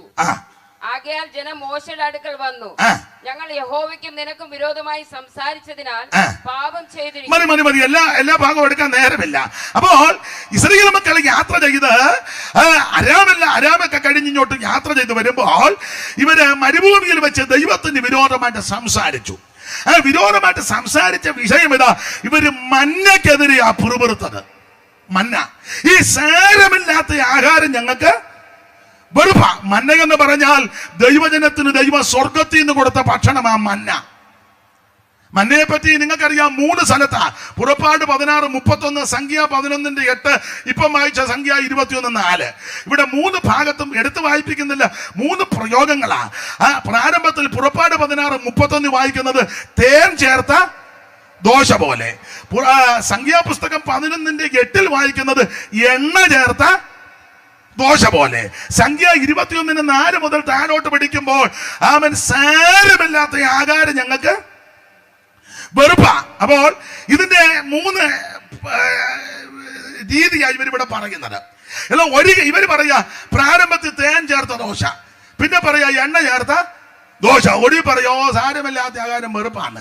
ഒരു കാര്യം പറയാ, മന്നയ്ക്ക് ഒരു കുഴപ്പവും ഇല്ല, കുഴപ്പം എനിക്കും നിങ്ങൾക്കുമാ. മന്ന ക്രിസ്തുവിന് നിഴല, യേശു ക്രിസ്തുവിന് നിഴലാണ് ഈ മന്ന. 1-2 തെളിവ്. കാരണം ഇത് ക്രിസ്തുവിന് നിഴലാന്ന് പറയാൻ കാര്യം, 1, ഇത് ഉയരത്തിൽ നിന്ന് വീണതാ മന്ന. അങ്ങനെയാണല്ലോ പുസ്തകം പഠിപ്പിക്കുന്നത്. അവൻ ആകാശത്ത് നിന്ന് അപ്പം വർഷിപ്പിച്ചെന്ന. അപ്പോൾ ഇത് വന്നത് എവിടാന്ന് വെച്ചാൽ മുകളിൽ നിന്നാ വന്നത്. അങ്ങനെയെങ്കിൽ മുകളിൽ നിന്ന് വന്ന ഒരുവനേ ഉള്ളൂ, നസറയനാകുന്ന യേശു. ബാക്കി സകല ആൾക്കാരും താഴെ നിന്ന് മേളിലോട്ട് പോകാനൊക്കെ പോയിക്കൊണ്ടിരിക്കുകയും ചെയ്യുമ്പോൾ മുകളിൽ നിന്ന് ഇറങ്ങി വന്ന ഒരുവനേ ഉള്ളൂ, അത് നസറയനാകുന്ന യേശു ക്രിസ്തു. സ്വർഗം വിട്ട് ഇറങ്ങി വന്നു, സ്വർഗമകി മകൾ വെടിഞ്ഞു, ഏഴയ്ക്കു വേണ്ടി യേശു യാഗമായി. സ്വർഗം വിട്ടിറങ്ങി വന്നു, സ്വർഗമകി മകൾ വെടിഞ്ഞു, ഏഴയ്ക്കു വേണ്ടി യേശു യാഗമായി.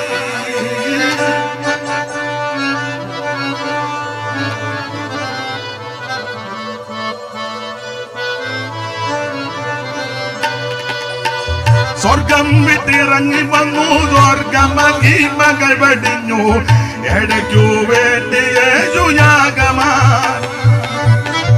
നിന്നകളും പടികളും രുചികളും സഹിച്ച് നിന്ദിതനായവൻ കടന്നുപോയി, നിന്ദിതനായവൻ കടന്നുപോയി. സ്വർഗം വിട്ടിറങ്ങി വന്നു, സ്വർഗമകി മകൾ വെടിഞ്ഞു, ഏഴയ്ക്കു വേണ്ടി യേശു യാഗമായി. സ്വർഗം വിട്ടിറങ്ങി വന്നു, സ്വർഗമകി മകൾ വെടിഞ്ഞു, ഏഴയ്ക്കു വേണ്ടി യേശു.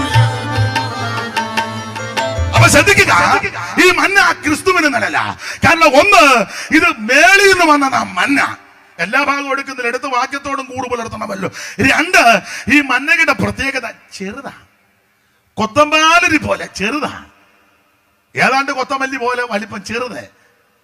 അത് വലിയവനായ ദൈവം എന്നെയും നിങ്ങളെയും രക്ഷിപ്പാൻ താണിറങ്ങി ചെറുതായിട്ട് വന്നതിന് നിഴല. ഈ കാണുന്ന അണ്ടകടാകം നമുക്ക് ബുദ്ധിക്കെത്താത്ത കാര്യമാണ് ദൈവം ചെയ്തു വെച്ചേക്കുന്നത്. നക്ഷത്രമൊക്കെ വാരി വെതറിയെന്ന കോടിക്കണക്കിനാ. ഇതുവരെ എല്ലാം ഒന്നും കണ്ടുപിടിച്ചിട്ടും ഇല്ല. അങ്ങനെ ഇരിക്കുമ്പോൾ ഒരു നക്ഷത്രം കാണും, എന്തോ മേളമാ. അമ്പരാതെല്ലാം കൂടെ വാരി വെതറിയിട്ടേക്കുക. ഒരുത്തന് ഇതുവരെ പലതും കണ്ടുപിടിച്ചിട്ടില്ല. സാറ് കൊടുത്തിരിക്കുന്ന പറയും 9 കോടിയോടും 30 ലക്ഷം മൈൽ അമ്പരക്കുമാറകലത്തിലാണ് അസ്കരൻ.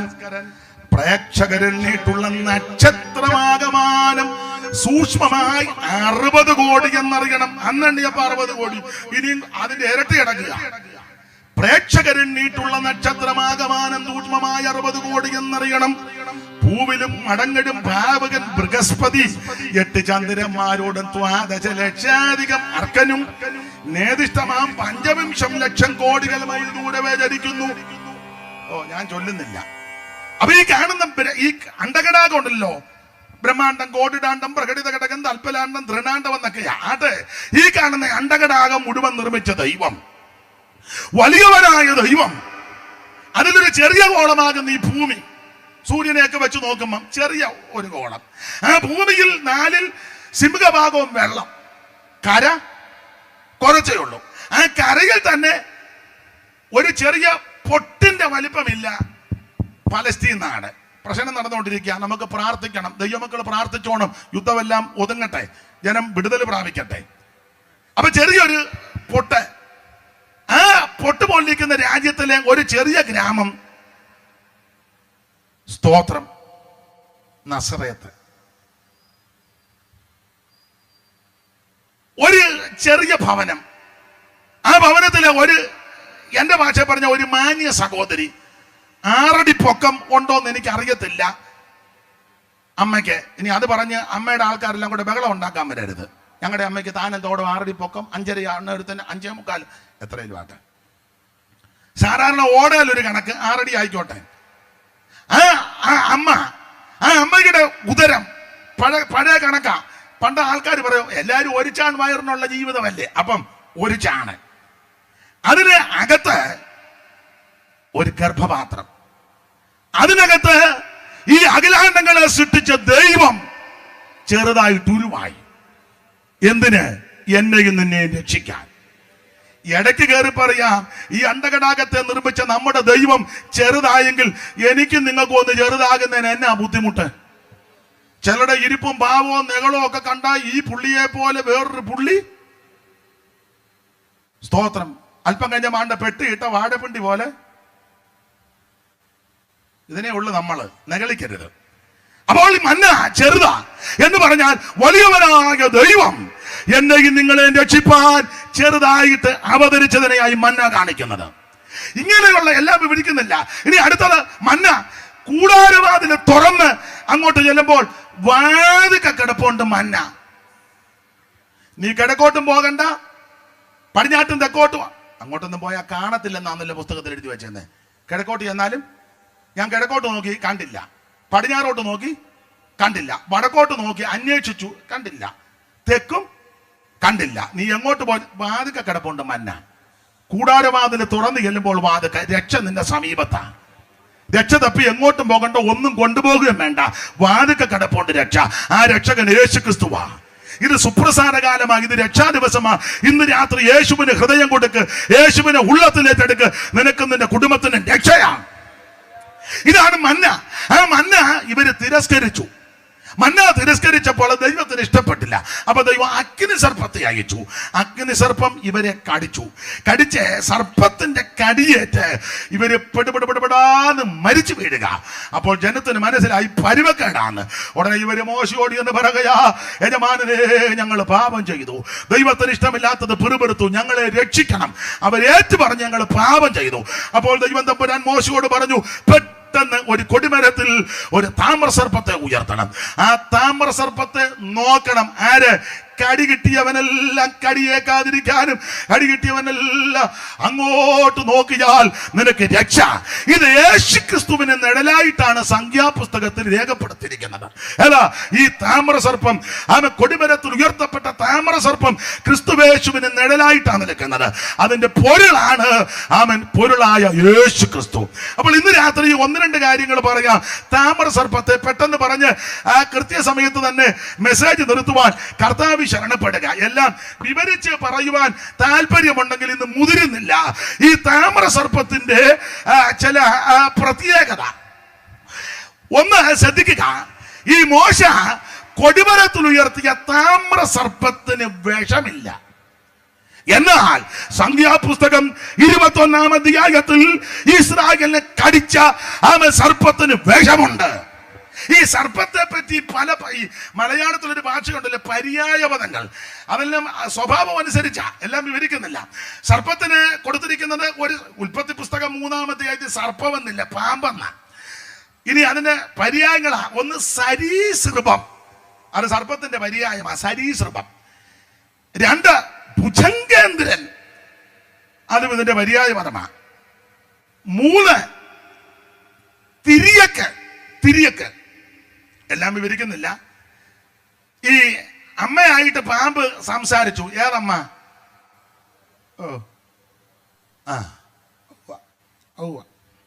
നന്നായിട്ട് പറ.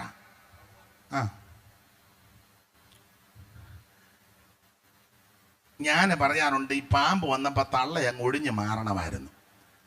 കാരണം അമ്മാമ്മ എപ്പോഴും ഞാൻ പറയാം, അമ്മാമ്മ തോട്ടത്തിലെയാ. നമ്മൾ പറയാ തോട്ടത്തിലെ അമ്മാമ്മ തോട്ടത്തിലെയാ, പാമ്പോ കാട്ടിലെയാ. 3-ന്റെ വായിച്ചോ. എന്നെ നോക്കിയിരിക്കുക, അത് പെട്ടെന്ന് വായിച്ചതാ. മൈക്ക് എന്തിനാ കൈ തന്നേക്കുന്നേ? എല്ലാ കാട്ടുജന്തുക്കളെക്കാളും അപ്പൊ പാമ്പ് കാട്ടിലെയാ, അമ്മാമ്മ തോട്ടത്തിലെയാ. അപ്പൊ ഈ അമ്മാമ്മയും കാട്ടിലെ പാമ്പ് തോട്ടത്തിലെ അമ്മാമ്മയായിട്ട് മിസ് കോൾ വിടേണ്ട ഒരു കാര്യവും ഇല്ല. പാമ്പിന്റെ മെസ്സേജ് അമ്മാമ്മ വായിക്കേണ്ട ഒരു കാര്യവും ഇല്ല. പാമ്പിന് ലൈക്ക് അടിക്കേണ്ട ഒരു കാര്യവും മിണ്ടുന്നില്ല. അതല്ലേ ഈ നാശക്കൊള്ളിയെല്ലാം വന്ന് കൂടിയത്. അത് വിവരിക്കാം. അപ്പം ഇവർ തമ്മിൽ സംഭാഷിച്ചപ്പം 2 പേരോട് സംഭാഷിച്ചു. അപ്പൊ ചോദിച്ചു, എല്ലാം തിന്നരുതെന്ന് കൽപ്പിച്ചിട്ടുണ്ടോ? വാസ്തവമായി ഇപ്പൊ തള്ള പറഞ്ഞു, ഉണ്ട്. ഇതങ്ങ് തൊടുക പോലും വരുതെന്ന അങ്ങനെ ദൈവം പറഞ്ഞല്ല, തള്ള കയ്യിൽ നിട്ടതാ. ഉടനെ ഈ പാമ്പ് പറഞ്ഞ്, കഴിച്ചാൽ നിങ്ങൾക്ക് കുഴപ്പമൊന്നും, നിങ്ങൾ ദൈവത്തെ പോലാകും തള്ളേ, നിങ്ങളുടെ മുഖത്തെ പാടെല്ലാം മാറും, നിങ്ങൾ കുറച്ചുകൂടെ ചെറുപ്പം തോന്നും. കേട്ടപ്പോൾ തള്ള ഇളകി. 70 തള്ളയോട് പറയാ 30 ആകുമെന്ന് പറഞ്ഞ ഇളകിയല്ലേ, ഇവരിളകി. ഇവനൊരു പ്രയോഗം പറഞ്ഞു. ഈ അമ്മ ചോദിച്ചു, എടാ നീ ഇത് തിന്നോ എന്ന് എന്നോട് പറയുന്നു, നീ ഇത് തിന്നിട്ടുണ്ടോ? പാമ്പിനോട് അമ്മ ചോദിച്ചെന്നാ, നീ ഇത് തിന്നിട്ടുണ്ടോ? ഉടനെ അവൻ പറഞ്ഞു പോലും, അതൊക്കെ സൈമൺ സാറ് കൊടുത്തിട്ടുണ്ട്, യവൻ പറഞ്ഞു പോലും, തള്ളേ ഇത് തിന്നേ പിന്നെ ഞങ്ങൾക്ക് ഈ സംസാരം ഒക്കെ ഉണ്ടായത്. നേരത്തെ ഇത്രയും സംസാരിക്കത്തില്ലായിരുന്നു, ഇത് തിന്നു കഴിഞ്ഞ പിന്നെ കണ്ടമാനം. അപ്പൊ കൊടുത്തിരിക്കുന്ന തിരിയക്കാം എനിക്കിത്ര ശ്രേഷ്ഠത വരുത്തിയ വീര്യസൽഫലം. തിരിയക്കെന്ന് പറഞ്ഞാൽ വിലങ്ങനെ സഞ്ചരിക്കുന്ന തിരിയക്ക്. ഇത് കേട്ടപ്പോൾ ഈ ഫലം പറിച്ചു തന്നു. അപ്പോൾ പാമ്പിന് കൊടുത്ത പര്യായം തിരിയക്ക്, ഭുജങ്കേന്ദ്രൻ, സരീസൃപം, പാമ്പ്, കൊടിയ ലേഖനത്തിൽ സർപ്പം, വെളിപ്പാട് പുസ്തകത്തിൽ പഴയ പാമ്പ്. ഒരു കാര്യം പറയാ, ഈ പാമ്പിന് വിഷമുണ്ടായിരുന്നു. ആ ഹവ്വായിട്ടൊക്കെ വന്ന പാമ്പിന് വിഷമാ. സംഖ്യാപുസ്തകം 21-ാം അധ്യായത്തിൽ കടിച്ച പാമ്പിന് വിഷമുണ്ട്. എന്നാൽ കൊടിമരത്തിൽ ഉയർത്തപ്പെട്ട പാമ്പിന് വിഷമില്ല. അത് യേശുക്രിസ്തുവിന് നിഴലാ. എന്ന് പറഞ്ഞാൽ യേശുക്രിസ്തുവിൽ പാപമില്ല. യേശുക്രിസ്തു പാപം ചെയ്തിട്ടില്ല. യേശുക്രിസ്തു പാപം ചെയ്യാത്തവൻ, പാപമറിയാത്തവൻ, പാപമേശാത്തവൻ, പാപം തീണ്ടാത്ത പരമവിശുദ്ധനാ ക്രിസ്തു. ഹല്ലേലൂയ. ആ പാമ്പ് കടിച്ചപ്പോൾ വിഷം, ആ വിഷമാ, പല വിഷമാ. 1 മരണം, ആ വിഷം കയറി. 2 ശാപം, 3 രോഗം. സ്തോത്രം. ഈ വിഷമെല്ലാം മനുഷ്യവർഗത്തിൽ കയറ്റിയവനായി പാമ്പ്. എന്നാൽ അവൻ മോശ ഉയർത്തിയ പിച്ചള സർപ്പത്തിൽ ഒരു വിഷവുമില്ല.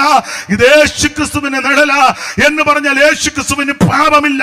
യേശു പാപം ചെയ്തിട്ടില്ല. പാപമേച്ചാത്തവൻ, പാപം തീണ്ടാത്തവൻ, പാപമറിയാത്തവൻ, പാപം ചെയ്യാത്ത പരമവിശുദ്ധനാ ക്രിസ്തു.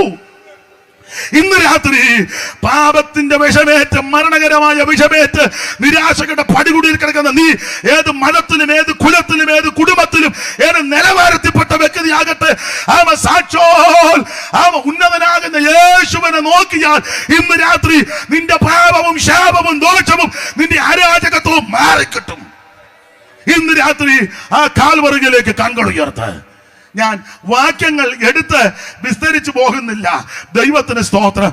ഒന്ന്, ഈ മോശ ഉയർത്തിയ പിച്ചള സർപ്പത്തിന് വിഷമില്ല, ഒരു വിഷവുമില്ല. യേശു പരമവിശുദ്ധനാ. ഇതുപോലെ നിർദോഷൻ, നിർമ്മലൻ, പവിത്രൻ. 4-5 പേര് സാക്ഷ്യം പ്രസ്താവിച്ച് നമുക്കറിയാം.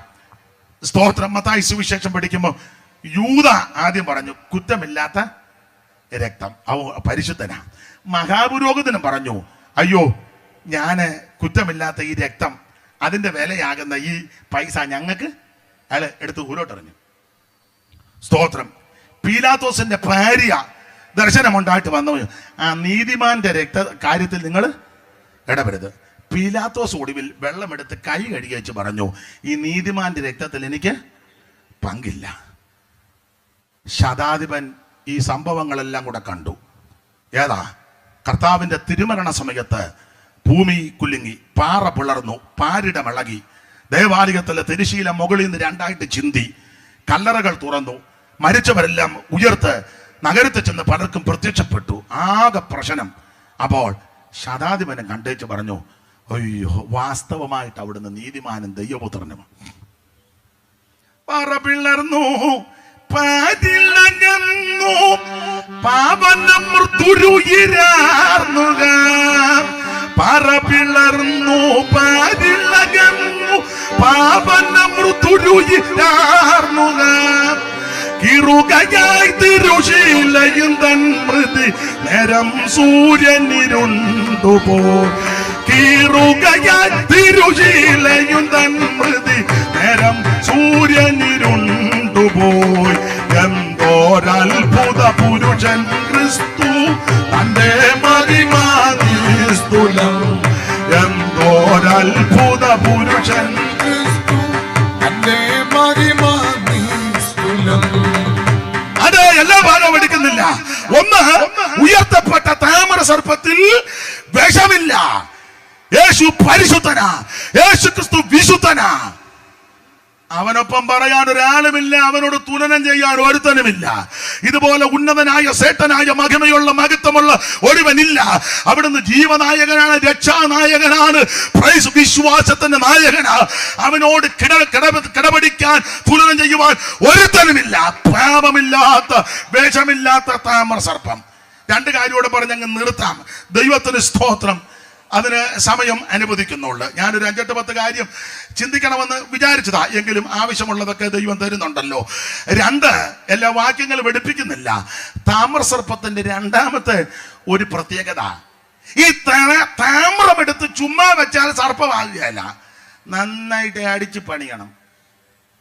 ഇത് ഉരുക്കി അതെടുത്ത് തീക്കകത്തൂടെ കയറ്റിയിറക്കി ഉരുക്കി മയപ്പെടുത്തി അടിച്ചടിച്ചടിച്ചടിച്ച് പണിതെങ്കില് സർപ്പത്തിന്റെ ഷേപ്പ് വരൂ. എന്തിനെ കാണിക്കുന്നു? ഒരുവൻ നമുക്ക് വേണ്ടി പങ്കപ്പാട് സഹിച്ചു. ഗനസമനെ വെച്ച് അവിടുന്ന് പിടിച്ച് അവിടെ മുതൽ ഇതിനെ അടിക്കാൻ തുടങ്ങി. സ്തോത്രം. ഗനസമന മുതലേ അടിക്കാൻ തുടങ്ങി. വന്നവനെല്ലാം കയറി അടിക്കുക, ചുമ്മാ പോയവനും കയറി അടിക്കുക. മുഖത്തെ രോമമെല്ലാം പിടിതെടുത്തു. അവൻ കണ്ണ് മൂടിക്കെട്ടി അവിടത്തെ കന്നത്തടിച്ചു. എന്തിനാണെന്നറിയാമോ? രൂപപ്പെട്ടു വരാൻ. എന്തിനാ രൂപപ്പെട്ടു വരുന്നത്?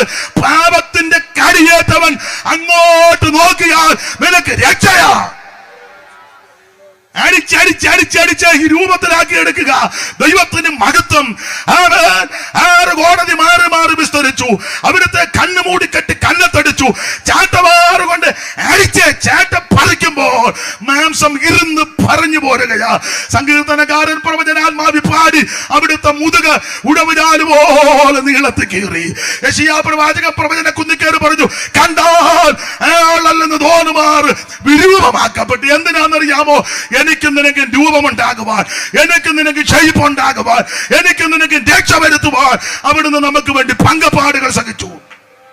അനേകം കാളകൾ അവിടുത്തെ വളഞ്ഞു. ബാശാൻ കൂറ്റന്മാർ മുബുശിയോനെ അലറുന്ന സിംഹം പോലെ വട്ടമിട്ട് വളഞ്ഞ് അവിടുത്തെ പീഡിപ്പിച്ച് അടിച്ച് ഉപദ്രവിച്ച് മുൾക്കിരീടധാരിയായി മുഖത്തെ രോമം പിടിതെടുക്കപ്പെട്ടവനായി ചാട്ടവാറിന്റെ ഘോരമായ പ്രകരമേറ്റ് വേച്ചും വിറച്ചും അവൻ കുരിശും ചുമന്നുകൊണ്ട് കാൽവരിയിൽ നമുക്ക് വേണ്ടി ഒരുവൻ അവൻ ഉയർത്തപ്പെട്ടിരിക്കുന്നു. ഇന്ന് രാത്രി ആ ഉയർത്തപ്പെട്ടവനെ നോക്ക്, നിനക്കും നിന്റെ കുടുംബത്തിനും രക്ഷ വരിക.